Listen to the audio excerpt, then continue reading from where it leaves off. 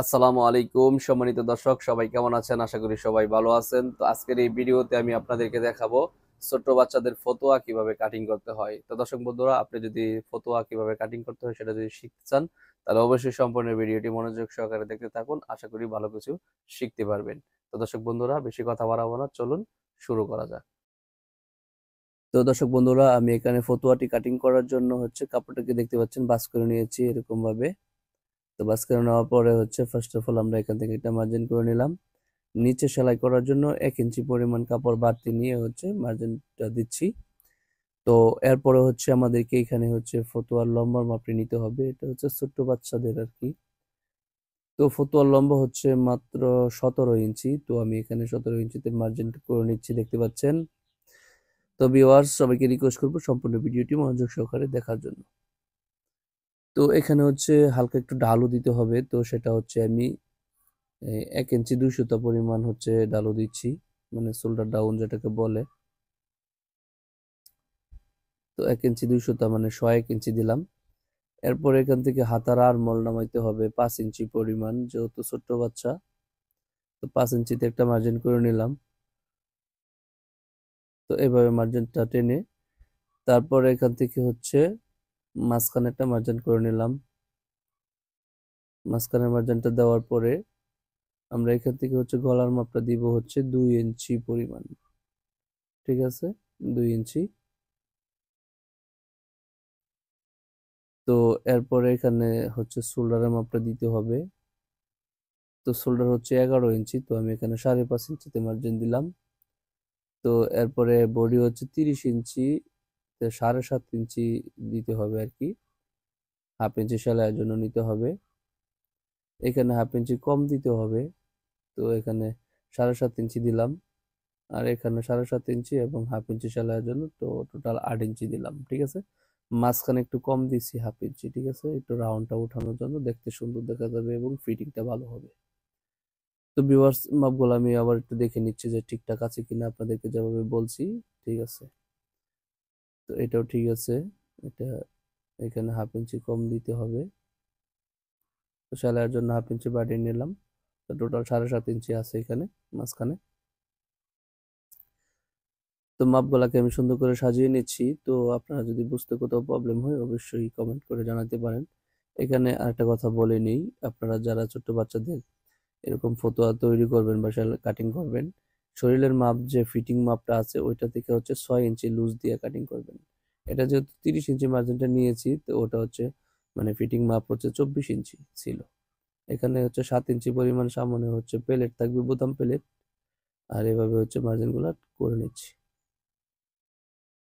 তো দর্শক, আমার মার্জিন করা হয়ে গেছে। এবার কাটিং করে নেওয়ার পালা। তো আমি এখানে কাটিং করে নিচ্ছি। তো সম্মানিত ভিউয়ার্স, আপনাদেরকে এই পর্যায়ে একটা রিকোয়েস্ট করতে চাই, সবাই একটু কষ্ট করে আমাদের এই ছোট্ট চ্যানেলটিকে সাবস্ক্রাইব করে নেবেন। আর যারা সাবস্ক্রাইব করছেন আপনাদের সবাইকে অসংখ্য ধন্যবাদ।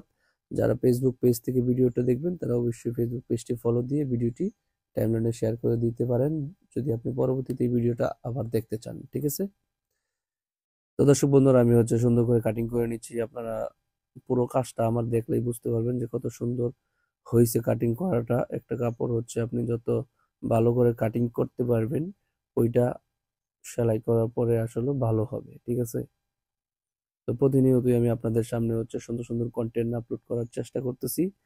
আপনারা একটু কষ্ট করে সবাই সাপোর্ট দিবেন, সবাই একটু লাইক কমেন্ট শেয়ার করে দিবেন ভিডিওগুলা।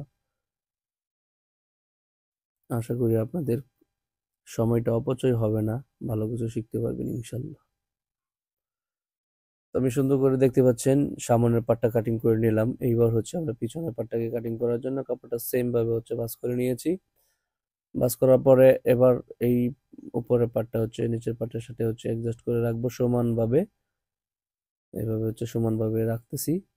ঠিক আছে, এরকম ভাবে সুন্দর করে রাখিয়া তারপরে আমাদেরকে মার্জিন দিতে হবে প্রথমে এই কাঁধের যে সাইডটা আছে এখানে 1 ইঞ্চি পরিমাণ বাড়িয়ে নিতে হবে। ঠিক আছে, পিছনের পাটটা 1 ইঞ্চি পরিমাণ বাড়িয়ে নিতে হবে, কারণ আমরা তো এখানে এই তীরা ফিটিং দিব না, এই জন্য পিছনের পাটটা আমরা 1 ইঞ্চি পরিমাণ বাড়িয়ে নিচ্ছি। তো এখানে সোজা বরাবর একটা মার্জিন দিয়া 1 ইঞ্চি মাপটা টেনে নিতে হবে, 1 ইঞ্চি বেশি, ঠিক আছে। এখানে আরমোলের উপরেরটা একটু সোজা করে মানে রাউন্ড করে বাড়িয়ে নিতে হবে।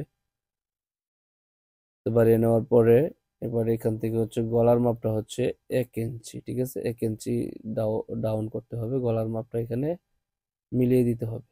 যেখান থেকে আমরা কাঁধের থেকে হচ্ছে 1 ইঞ্চি পরিমাণ বাড়িয়ে নিয়েছি, ওই সাথে হচ্ছে গলার মাপটা মিলিয়ে দিতে হবে 1 ইঞ্চি নিচে দিয়ে। তো এইভাবে হচ্ছে কেটে নিতে হবে।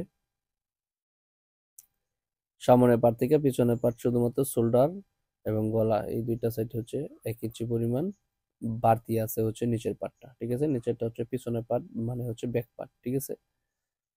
তো এভাবে হচ্ছে কাটিং করে নিতে হবে, খুবই সহজ একটা কাজ। তো আমি দেখিয়ে দিচ্ছি আপনাদেরকে। তো চাইলে আপনারা এটাতে হচ্ছে মেগি হাতা মানে পাইপিং দিয়ে দিতে পারেন, অথবা শর্ট হাতাও দিতে পারেন। তো আমি এটা হচ্ছে একটা শর্ট হাতা দিয়েই তৈরি করব। তো আমাদের দুইটা পার্ট কাটিং করা হয়ে গেছে, এবার আমরা হচ্ছে হাতা কাটিং করে আপনাদেরকে দেখাচ্ছি। তো দর্শক বন্ধুরা, এখনো যারা ভিডিওতে লাইক করে নাই তারা একটু কষ্ট করে ভিডিওতে একটা লাইক করে দেন প্লিজ। তো আমি হাতা কাটিং করার জন্য কাপড়টাকে সুন্দর করে ভাঁজ করে নিচ্ছি, আপনারা একটু দেখতে থাকুন।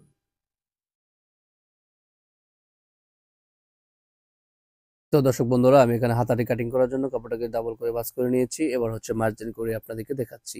তো ফার্স্ট অফ অল একটা মার্জিন করতে হবে, 1/2 ইঞ্চি সেলাইয়ের জন্য অবশ্যই রাখতে হবে। তারপরে হচ্ছে এখান থেকে 2 ইঞ্চি পরিমাণ হচ্ছে হাতার রাউন্ড শেপ দিতে হবে, ঠিক আছে। 2 ইঞ্চি পরিমাণ হাতার রাউন্ড শেপটা দিয়ে এরপরে হচ্ছে আপনারা হাতার মাপ মানে লম্বার মাপটা কন্টিনিউ করবেন, ঠিক আছে।